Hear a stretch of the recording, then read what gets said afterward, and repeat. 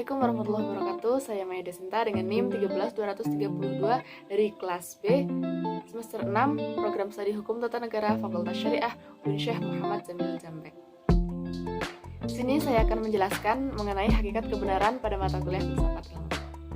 Baik, yang dimaksud dengan kebenaran adalah hubungan antara suatu kepercayaan dengan faktanya.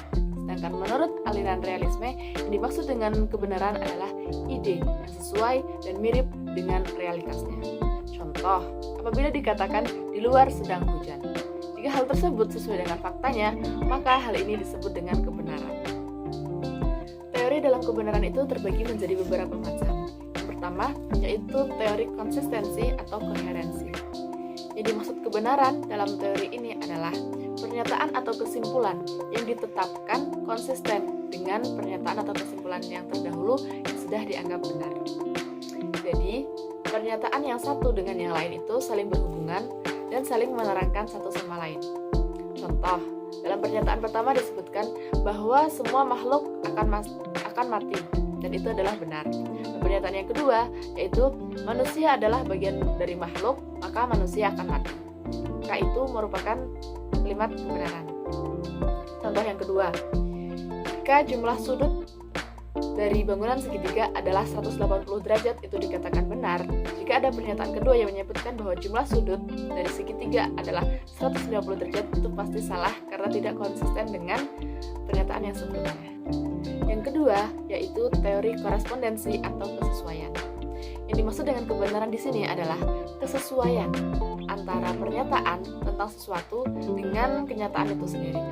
Contoh, dikatakan bahwa wanita adalah orang yang mengandung dan melahirkan anak.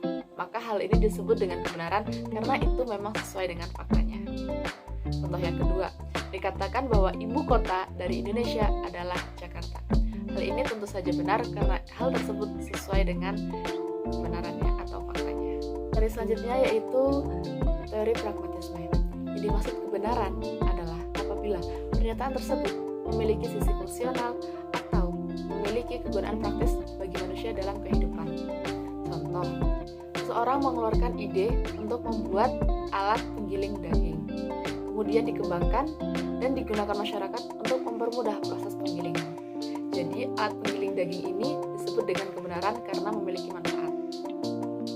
Kata kunci dari teori pragmatisme ini yaitu penggunaan atau utility, dapat dikerjakan atau workability, dan yang terakhir akibat atau pengaruhnya.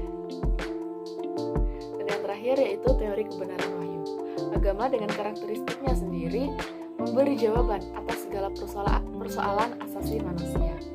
Jadi sesuatu itu dianggap benar jika sesuai dengan ajaran agama atau wahyu.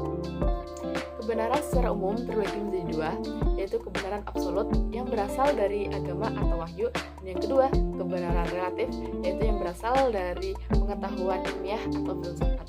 Dalam kebenaran yang relatif ini terbagi juga menjadi dua bagian, yaitu kebenaran yang konkret atau nyata, dan kebenaran tidak konkret atau abstrak. Sedangkan dalam penjelasan lain juga disebutkan jenis kebenaran itu terbagi menjadi tiga. Yang pertama, kebenaran epistemologi atau kebenaran logis, di mana jika apa yang di dalam pikiran subjek sesuai dengan apa yang ada dalam objek. Yang kedua, disebut dengan kebenaran ontologis, yaitu berkaitan dengan sifat dasar atau kodrat dari suatu objek. Yang ketiga, kebenaran semantik, yaitu berkaitan dengan pemakaian bahasa. Sedangkan bentuk kebenaran menjadi tiga wujud terbaginya, yaitu yang pertama, kebenaran mistik yang dihasilkan melalui pendayagunaan hati. Dalam Islam, mistik identik dengan tasawuf atau sufisme. Dan yang kedua, kebenaran filsafat, yaitu dihasilkan melalui pendayagunaan filsafat atau pikiran. Yang ketiga, kebenaran sains, yaitu didapat melalui penalaran logis dalam lingkup empiris. Baik, sekian yang dapat saya sampaikan, kurang dan lebihnya saya mohon maaf. Saya akhiri, wassalamualaikum warahmatullahi wabarakatuh.